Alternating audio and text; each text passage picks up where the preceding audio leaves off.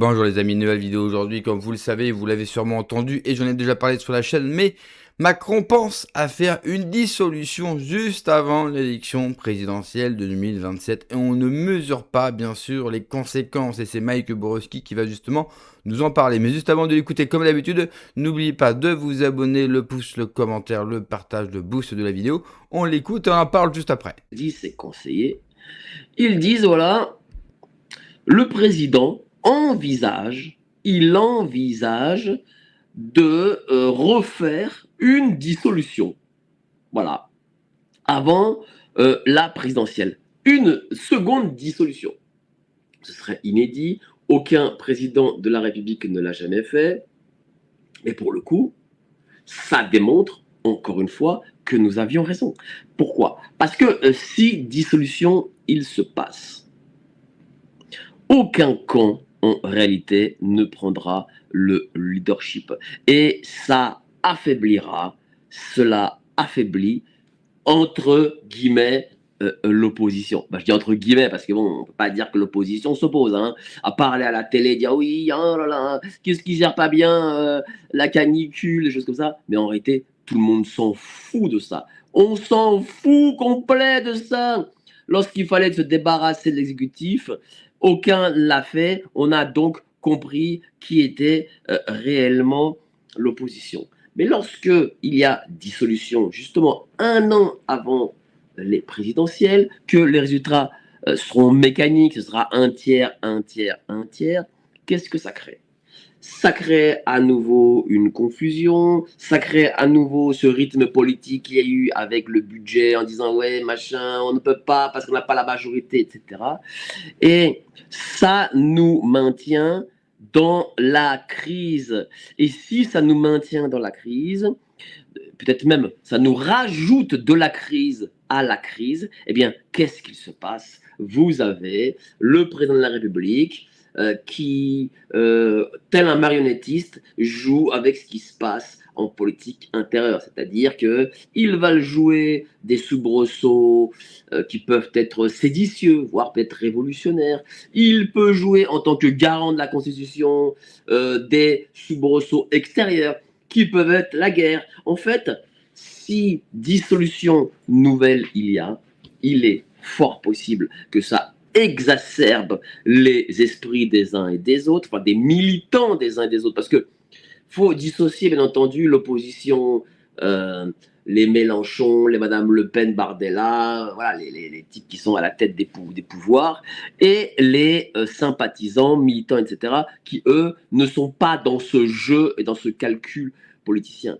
Objectif, je le dis, l'objectif d'Emmanuel Macron est de continuer à rester au-delà de 2027. Et il n'a que deux leviers pour cela. Il faut créer la... allez, je dis guerre civile parce que le président de la République utilise le terme guerre à chaque fois pour parler de choses un peu exceptionnelles.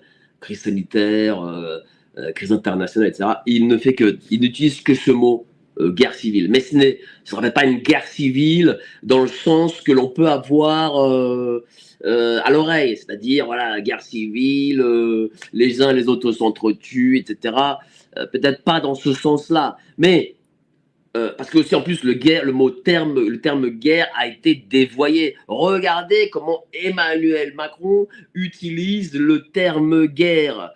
Il l'utilise pour tout et rien et il l'a mis au final dans le champ lexical de la politique et il a même dévoyé ce terme en le rendant en réalité plus faible qu'il ne l'est. Donc ce qu'il cherche forcément c'est une guerre civile. Alors est-ce que c'est une sorte de désédition? Est-ce que c'est des sortes d'émeutes plus? Est-ce que c'est... bon, je ne vais même pas utiliser le terme révolution, mais voilà, mais des remous assez importants qu'il faille utiliser certains articles de la Constitution. Et sachez-le, si le président de la République n'a pas face à lui, parce que sur ces 10 ans, on a remarqué une chose, c'est la fin du pouvoir législatif. c'est le début de l'ultra-pouvoir judiciaire avec le Conseil constitutionnel et c'est le début de l'ultra-pouvoir exécutif avec celui du président de la République et du gouvernement. Et du coup, le pouvoir législatif n'a jamais été aussi faible. D'ailleurs, regardez bien, les députés, les sénateurs, on ne les entend pas, on ne sait même pas s'ils existent. Donc il faut détruire ce pouvoir. Et comment on détruit ce pouvoir? En le maintenant constamment dans une sorte de non-majorité. Parce que la Ve République, c'est quoi? La Ve République, c'est soit une majorité de gauche, soit une majorité de droite. Aujourd'hui, Emmanuel Macron l'a très bien compris, il faut détruire ce pouvoir en détruisant une forme de majorité, même relative. Il a compris que le pays était fragmenté, enfin, il a fragmenté même le pays, de quoi on parle. Il a fragmenté même le pays, et donc du coup, il sait que la représentation populaire qui est au sein de l'Assemblée nationale et du Sénat, eh bien, en réalité, surtout à l'Assemblée nationale, si celle-ci n'a pas de majorité, elle ne sert à rien. L'Assemblée nationale, le parlementarisme ne sert à rien. Et donc, là, il continue à le détruire. Et en cherchant à dissoudre l'Assemblée nationale, comme viennent de le dire les conseillers d'Emmanuel Macron, eh bien, il va dissoudre le pouvoir du Parlement pour se garder son propre pouvoir. Voilà. Par conséquent, il est en train de jouer en plus sur les divisions, pas que parlementaires, mais sur les divisions internes des Français qui, il faut se dire les choses. Alors en France, on est tellement cons, mais alors tellement cons que en réalité Macron joue sur du velours et je vais vous le dire sincèrement, hein, même dans nos milieux on est un peu cons aussi, mais même peut-être même je suis même un peu con parce que en réalité, lorsque je réfléchis bien, voilà, on est en 2026. On a milité avec des gens contre la crise sanitaire. On a été ensemble. Pour le coup, on a été unis et du coup, l'État n'a pas pu faire ce qu'il a voulu, le système n'a pas pu imposer comme il a toutes les questions qu'il voulait mettre en place de son agenda 2030. Ok. Puis vient la guerre Russie-Ukraine. Alors, il y a certains de nos amis qui ont milité avec nous, qui se sont écartés.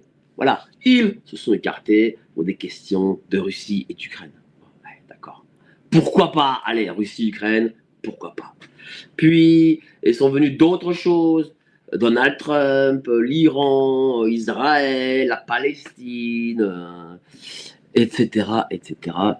Que des sujets dont on a imposé le clivage en France et qui a bien entendu, nous, comme des gros abrutis que l'on est, on a foncé dedans. Voilà, on a foncé dedans et chacun devait prendre sa petite position contre. Et quand il voyait que le voisin prenait une autre position, alors que avec le voisin, ils avaient ils avaient milité contre l'État de manière unie, eh ben non, ils ont oublié tout ça. Ils se sont dit, ah non, mais moi, vous comprenez, je suis plus comme ci, comme ça, sur le Moyen-Orient, sur Netanyahou, sur Donald Trump, sur je sais pas qui.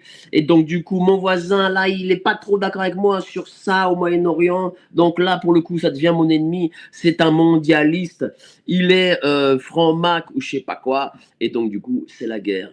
Et qu'est-ce qui se passe? L'enculé là, qui est là-haut, alors lui, à l'Élysée, il rigole, il se dit, ah, regardez comment je les ai eus, tous ces imbéciles. Et donc, vous allez voir, il va se prolonger ces petites années là, et il nous aura encore bien sucré. Ça démontre que ce mec, si c'est pas l'antéchrist, en tout cas, il est pas loin de ça, parce que certes, il est peut-être très bête sur une gestion quotidienne, sur de la politique, sur comment dire, être respecté en politique internationale, sur plein de choses en fait, on voit que ben voilà, c'est pas une lumière. Par contre, pour se maintenir au pouvoir et pour nous éclater tous et se maintenir, voilà, et donc du coup permettre de rester une sorte de commandeur au sein de la France, alors là, excusez-moi, il est médaille d'or aux Jeux Olympiques, qu'on le veuille ou non. Voilà. Et bien entendu, tous nos amis, tous les nôtres, et nous-mêmes peut-être même, nous tombons dans tous les pièges possibles et imaginables. Ça me donne la gerbe, encore une fois, mais bon. Que peut-on faire là-dessus? Visiblement, contre la connerie humaine, on ne peut rien. Donc, j'ai un petit message, on a un petit message à vous envoyer. Avant ça, mais après, on va continuer cette seconde partie. Et vraiment, le sujet principal, c'est Macron veut dissoudre avant les présidentielles de 2027. Voilà, je reviens. Ça fait quelques semaines que je vous parle à chaque fois du fait que Macron ne partira pas comme ça. Il cherche à se maintenir. Il veut se maintenir. Je ne sais pas si Macron veut absolument rester au pouvoir. En tout cas, le moindre qu'on peut se dire, c'est qu'il fait tout. Il a vraiment, mais tout fait, et il fera tout jusqu'au bout pour détruire la vie politique française. Vraiment, si jamais il ne reste pas, si jamais il ne se passe rien, peu importe qui sera le prochain président de la République, mais la France, après 10 ans de Macronie, va être dans un état, mais alors catastrophique, mais dans tous les points économiques, social, politiques, c'est un véritable désastre. Bientôt va se tenir, vous savez, le verdict du procès de Marine Le Pen. Bardella est très haut dans les sondages. Bardella et ses équipes se voient déjà, bien sûr, candidats. Imaginez que la justice, alors, moi je serais la justice et la Macronie, donc le système, eh bien je rendrais éligible Marine Le Pen. Que va faire Jordan Bardella? Alors qu'il a déjà verrouillé le parti. Donc si en plus vous faites exploser le plus gros parti de France, peu importe ce que l'on pense de RN, peu importe ce que l'on pense du RN, mais si vous le faites en plus exploser, qu'est-ce qui va rester de la vie politique française? C'est un désastre absolu. Absolu. Macron a vraiment fait un job admirable. Non mais, pour ceux qui l'ont mis en place, c'est le meilleur employé qu'ils ont jamais eu. Et le pire, c'est que il n'y a pas de réponse à ça. On est impuissant, on ne peut rien faire. Hormis constater, bien sûr, les dégâts de 10 ans de Macron. Et c'est peut-être ça, à mon sens, le plus terrifiant, c'est qu'on n'a pas de solution. Face à Macron, pendant 10 ans, on n'a jamais rien trouvé. Il a toujours eu 1, 2, 3 coups d'avance sur nous, et on n'a fait que courir, commenter, bien sûr, râler, se mettre en colère, c'est la moindre des choses contre lui, mais on n'a jamais, personne n'a bien sûr réussi à contrecarrer Emmanuel Macron. En plus, avec cette rumeur d'une dissolution, autant vous dire que déjà qu'il n'y avait pas une grande opposition en France ou au sein du Parlement français, là, plus personne ne va bouger. Parce que personne n'a envie de perdre son poste.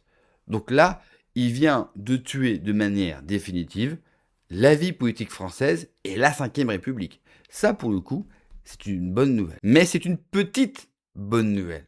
Pourquoi? Certes, la 5e est finie. Par contre, le problème, c'est qu'on ne sait pas, bien sûr, ce qui va se passer après. Merci d'avoir regardé la vidéo, les amis. N'oubliez pas, comme d'habitude, de vous abonner, le pouce, le commentaire, le partage, le boost de la vidéo. Prenez soin de vous, que Dieu vous protège. Allez, ciao!